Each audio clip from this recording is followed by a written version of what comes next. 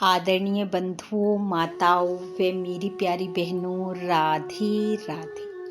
आपका हमारे YouTube channel पर बहुत बहुत स्वागत है।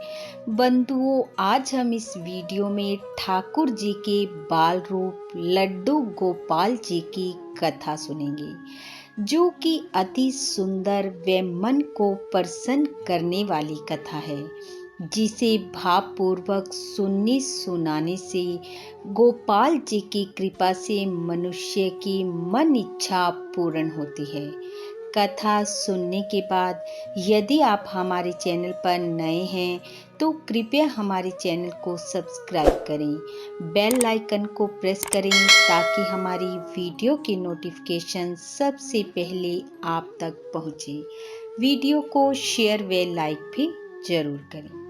कथा के अनुसार बहुत समय पहले ब्रिज की भूमि पर कुंभन दास नाम के एक ब्राह्मण देव रहते थे।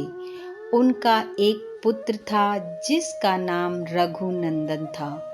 कुंभन दास भगवान श्री कृष्ण के परम भक्त थे।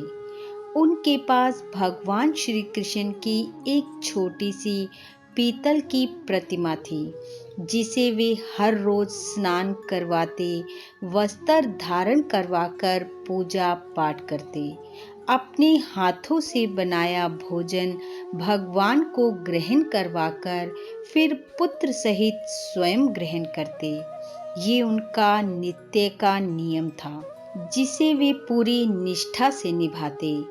एक बार कुंभन दास जी के पास वृंदावन से भागवत कथा करने का निमंत्रण आया, परंतु ब्राह्मण देव ने यह कहकर मना कर दिया कि यदि वे कथा करने चले गए तो उनके इष्ट की पूजा कैसे होगी और उन्हें भोग कौन लगाएगा। परंतु जब कथा करने के लिए उन्हें बार बार कहा गया तो वे कथा करने को तैयार हो गए और उन्होंने अपने पुत्र रघुनंदन से कहा, बेटा, कल से मैं वृंदावन धाम भागवत कथा के लिए जाऊंगा। सुबह जाने से पहले मैं ठाकुर जी को स्नान करवाकर पूजा कर उनके लिए भोग तैयार करके जाऊंगा और समय के अनुसार तुम ठाकुर जी को भोग लगा देना। संध्या तक मैं वापस लौट आऊंगा। अपने पुत्र को इस प्रकार समझाकर कुंभन दास अगले दिन कथा के लिए चले गए। पिता के जाने के बाद समय होने पर रघुनंदन ने भोजन की थाली ठाकुर जी के सामने रख दी और कहा, आओ ठाकुर जी, भोग ग्रहण कर लो। कुछ देर बाद उसने देखा भोजन तो वैसे का वैसा रखा है। उसने फिर से कहा, आओ ठाकुर जी, भोजन कर लो, क्योंकि उसका बाल मन ये समझता था कि ठाकुर जी हर रोज स्वयं आकर भोजन ग्रहण करते हैं और आज वे नहीं आ रहे हैं। उसने बार बार आग्रह किया, लेकिन भोजन वैसे का वैसा ही रखा रहा। यह देखकर वह उदास हो गया और रोते रोते ठाकुर जी को पुकारने लगा, आओ ठाकुर जी, भोग लगाओ। बार बार पुकारने पर बालक की करुण पुकार सुनकर ठाकुर जी बालक रूप में आए और भोजन करने लगे। ऐसा देखकर रघुनंदन प्रसन्न हो उठा। संध्या के समय जब ब्राह्मण देव घर लौटे तो पुत्र से पूछा, ठाकुर जी को भोग लगा दिया था? वह बोला, हाँ पिताजी, लगा दिया था। तब कुंभन दास बोले, लाओ बेटा, अब मुझे भी प्रसाद दे दो। पिता की बात सुनकर रघुनंदन ने कहा, पिताजी, कुछ भी भोजन नहीं बचा, ठाकुर जी सारा भोजन कर गए। पुत्र की बात सुनकर ब्राह्मण देव ने सोचा, बालक है, भूख लगी होगी, स्वयं ही सारा भोजन खा लिया होगा।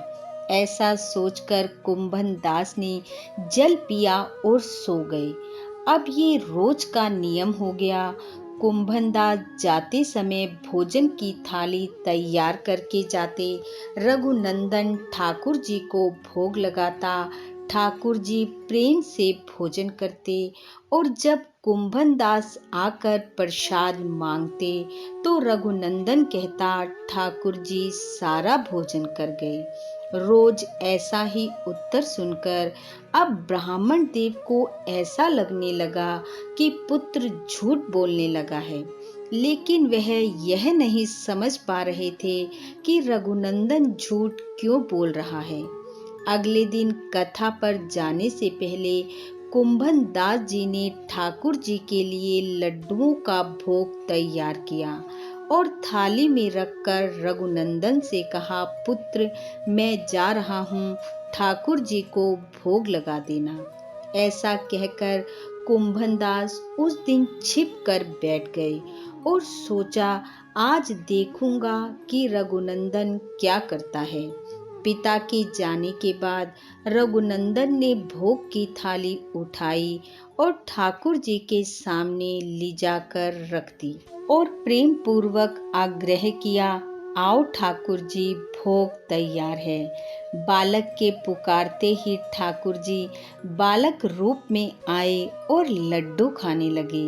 यह देखकर कुंभन दास हैरान रह गए और दौड़ते हुए आए, ठाकुर जी के चरणों में गिर पड़े।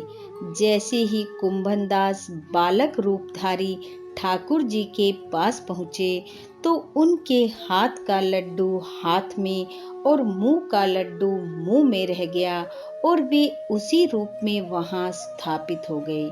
तभी से ठाकुर जी के बाल रूप की पूजा लड्डू गोपाल के रूप में होने लगी और प्रत्येक भक्त प्रेम व भाव पूर्वक उन्हें लड्डू गोपाल कहकर पुकारने लगा। बोलो बाल रूप लड्डू गोपाल की जय। बंधु, ठाकुर जी के बाल रूप लड्डू गोपाल की कृपा आप व आपके परिवार पर सदैव बनी रहे। आपका घर आंगन खुशियों से महकता रहे। इन्हीं शुभकामनाओं के साथ आप सबका बहुत बहुत धन्यवाद। राधे राधे।